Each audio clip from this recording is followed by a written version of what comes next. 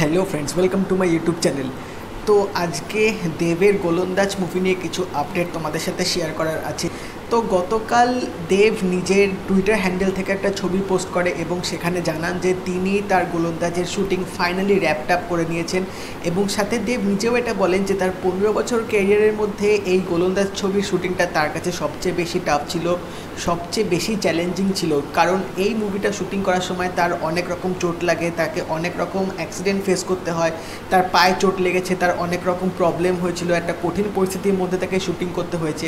কিন্তু সেই সব বাধা সব কিছু অতিক্রম করে গোলন্দাজে ফাইনাল শ্যুটিং র্যাপ আপ হয়ে গেছে এবং লাস্টে তিনি লিখেছেন যে রিপকেজ ব্রোকেন হতে হতে বেঁচে গেছে। তো হোপফুলি দেবদা এখন সুস্থ হয়ে যাবে তাড়াতাড়ি, অনেক তাড়াতাড়ি ফিট হয়ে যাবে। আশা করছি তার এই চোটগুলো খুব তাড়াতাড়ি সেরে যাবে।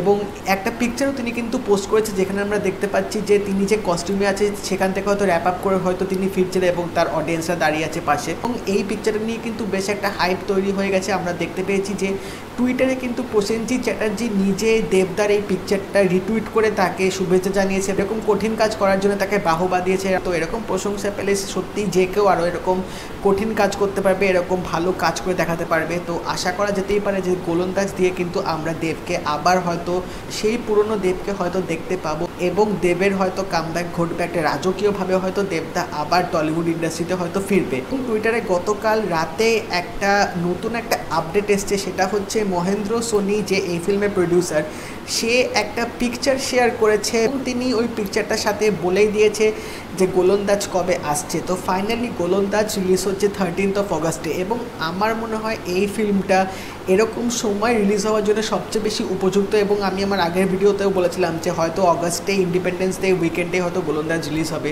কারণ এই ফিল্মটা তোমাদের একটা প্যাট্রিয়টিক ফিল দেবে এবং যেহেতু একটা ফুটবলারকে নিয়ে, যে প্রথম ইন্ডিয়ান ফুটবলার ছিল তাকে নিয়ে ফিল্মটা করা হচ্ছে, তো আমার মনে হয় ইন্ডিপেন্ডেন্স ডে সবচেয়ে বেশি সুটেবল এই ফিল্মটার জন্যে।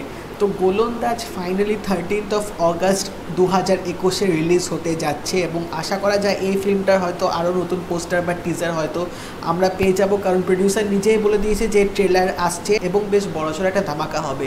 তো এবার দেখা যাক কী হয়। এবং এখান থেকে কিন্তু একটা ট্রু আর্টিস্টের একটা তার অ্যাক্টিংয়ের প্রতি যে প্যাশন, তার কাজের প্রতি যে একটা কীরকম প্যাশন, এটা দেখলে কিন্তু বোঝা যায়। তো আশা করছি গোলন্দাজটা বড়সড় হিট হবে এবং এই ফিল্মটাও কিন্তু ক্ল্যাশ লাগতে চলেছে।